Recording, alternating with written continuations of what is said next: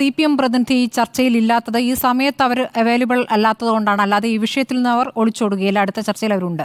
അപ്പോൾ advocate ബലദേവിലേക്കാണ്. Advocate Baladev, ഇതിപ്പോൾ മുഖ്യമന്ത്രി 21-ാം തീയതി വാർത്താ സമ്മേളനത്തിൽ പറഞ്ഞ കാര്യങ്ങൾ ഇന്നത്തെ പ്രസംഗത്തിൽ ഒന്നുകൂടി ആവർത്തിക്കുന്നു. അത് ആവർത്തിക്കുമ്പോൾ അത് അൻവറിന് കൂടിയുള്ള മറുപടിയാവുകയാണ്.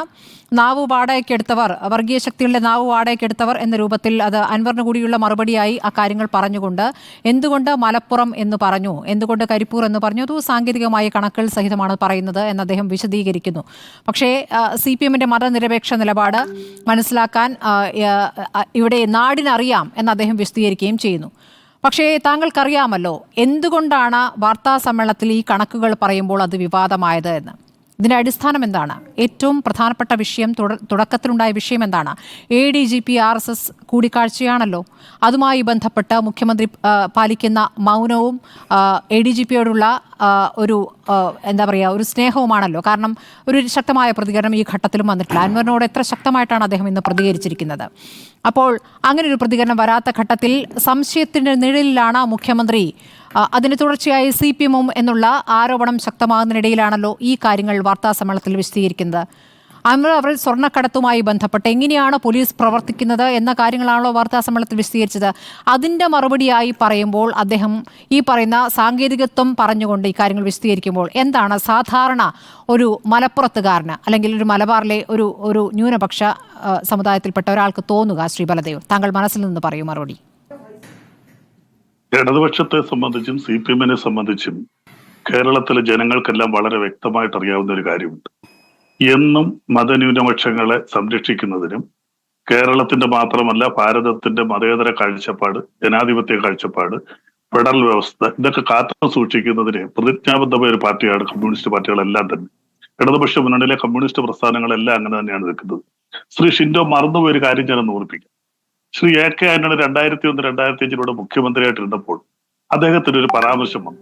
എന്തായിരുന്നു അറിയാ പരാമർശം? ചിലര് സമ്മർദ്ദങ്ങളിലൂടെ കാര്യങ്ങൾ നേടിയെടുക്കാൻ ശ്രമിക്കുന്നു. അദ്ദേഹം ജാതിയും മതവും ഒന്നും പറഞ്ഞില്ല. ആ ഒരൊറ്റ കാര്യമാണ് അന്ന് അദ്ദേഹത്തിനെതിരെ UDF-ലെ ഘടകകക്ഷിയായിരുന്ന മുസ്ലിം ലീഗ് തിരിയുകയും മുഖ്യമന്ത്രി സ്ഥാനം നഷ്ടപ്പെട്ട് അദ്ദേഹം ഉമ്മൻചാണ്ടിലേക്ക് മുഖ്യമന്ത്രി സ്ഥാനം പോയത്. അദ്ദേഹം ജാതിയും മതവും ഒന്നും പറഞ്ഞില്ല. ചിലര് സമ്മർദ്ദങ്ങളിലൂടെ കാര്യങ്ങൾ സാധിക്കുന്നു എന്നൊരു വാക്ക് മാത്രം ഉപയോഗിച്ചത്. അതിന് അദ്ദേഹം പറഞ്ഞത്, ഇത് മുസ്ലിങ്ങളെ നിർദ്ദേശിച്ചുകൊണ്ടാണ് ഈ പറഞ്ഞത്, മുസ്ലിങ്ങൾക്കെതിരെയാണ് ശ്രീ AK ആന്റണി പറഞ്ഞതെന്ന് പറഞ്ഞ് കേരളം മൊത്തത്തിൽ ഞങ്ങൾ ചർച്ച ചെയ്തു, എല്ലാവരും ചർച്ച ചെയ്തതാണ്. VS അച്യുതാനന്ദൻ അതുപോലെ തന്നെ ഒരു പരാമർശം വന്നു. അദ്ദേഹം പിന്നെ കുറെ കൂടെ ആഴത്തിൽ മുസ്ലിം വരുന്ന രീതിയിൽ തന്നെയാണ് അദ്ദേഹത്തിന്റെ പ്രസ്താവന വന്നത്. ഇവിടെ ശ്രീ പിണറായി വിജയന്റെ ഈ പ്രസ്താവന അദ്ദേഹം ഹിന്ദു പത്രത്തിന് കൊടുത്ത അഭിമുഖം, അത് 29-ാം തീയതിയാണ് അദ്ദേഹം അഭിമുഖം കൊടുക്കുന്നത്. 30-ാം തീയതി, അതായത് ഇന്നലത്തെ പത്രത്തിൽ അത് അടിച്ചു വന്നു. ഇന്ന് തന്നെ അദ്ദേഹം അത് നിഷേധിക്കുകയും ചെയ്തു. അപ്പൊ ഇവിടെ പ്രധാനമായിട്ട് പ്രതിപക്ഷ നേതാവും BJP നേതാവും ഒക്കെ ചോദിച്ച ഒരു കാര്യം, എന്തുകൊണ്ട് ഇതേവരെ നിഷേധിച്ചില്ല?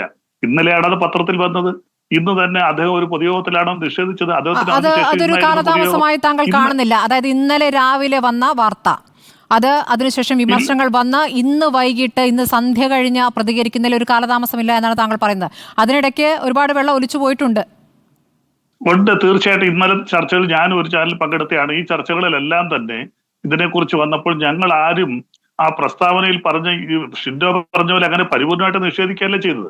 ഞങ്ങൾ പറഞ്ഞത്, മുഖ്യമന്ത്രി പറഞ്ഞതിനകത്ത് ഒരിക്കൽ പോലും മുഖ്യമന്ത്രി മലപ്പുറത്തുകൂടെ ഈ സ്വർണം കടത്തുന്നു, വളരെ കൂടുതലായിട്ട് വരുന്നു, കരിപ്പൂർ എയർപോർട്ടിലൂടെ വരുന്നു, അല്ലാതെ അത് ഒരിക്കലും അത് മുസ്ലിങ്ങൾക്കെതിരെ അല്ല. മലപ്പുറം മുസ്ലിം ഭൂരിപക്ഷമുള്ള ഒരു ജില്ലയാണ്.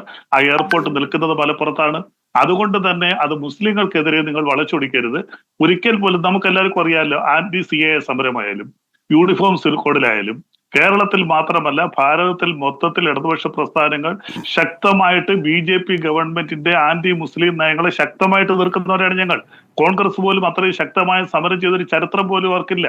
കോൺഗ്രസിന്റെ ഈ ചില മതന്യൂനപക്ഷങ്ങളോടോ ചില പ്രത്യേക മതങ്ങളോടോ, എന്തിന് ഭൂരിപക്ഷം വരുന്ന ഹിന്ദു വർഗീയതയോടോ ഉള്ള പ്രീണനമാണ് കോൺഗ്രസിനുണ്ടായ അപജയമെന്ന് കോൺഗ്രസിന്റെ മുതിർന്ന നേതാക്കന്മാർ തന്നെ പറഞ്ഞിട്ടുണ്ട്. പക്ഷെ ഞങ്ങൾക്ക് ഇടതുപക്ഷ പ്രസ്ഥാനങ്ങൾക്ക് യാതൊന്നിനും അങ്ങനെ യാതൊരു വിധമായ ഒരു മതഭൂരിപക്ഷമായാലോ മതന്യൂനപക്ഷമായാലോ ഈ രണ്ടു പക്ഷത്തോട് ഞങ്ങൾ അങ്ങനെ പ്രത്യേകിച്ച് പ്രീണനമൊന്നും കാണിക്കുന്നില്ല. ഒരു കാര്യം ഞാൻ directorate of revenue intelligence 2024 April മാസത്തിൽ വിട്ട ഒരു കണക്ക് ഞാനൊന്ന് പറയാം.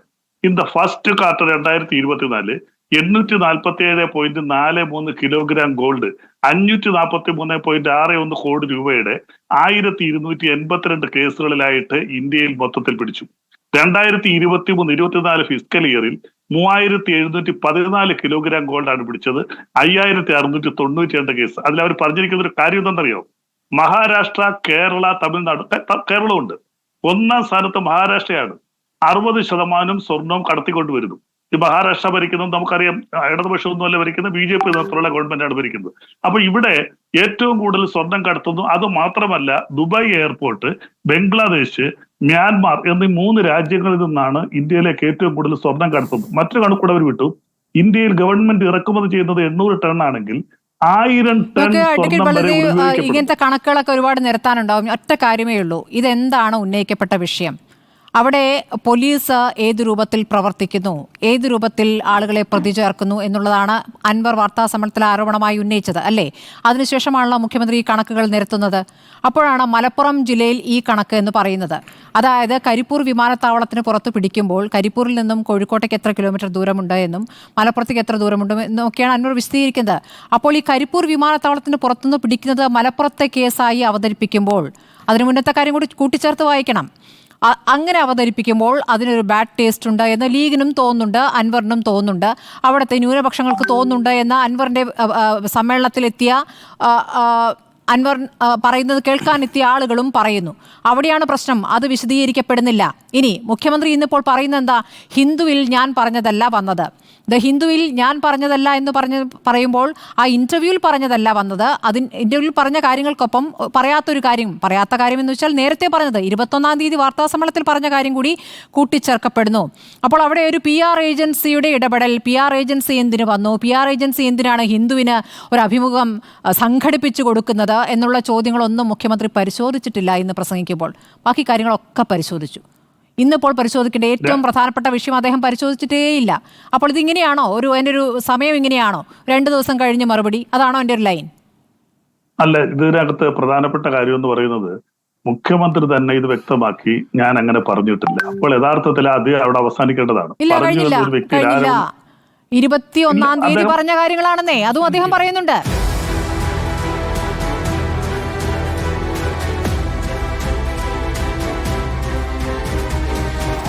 Debate with Smriti Parthikad.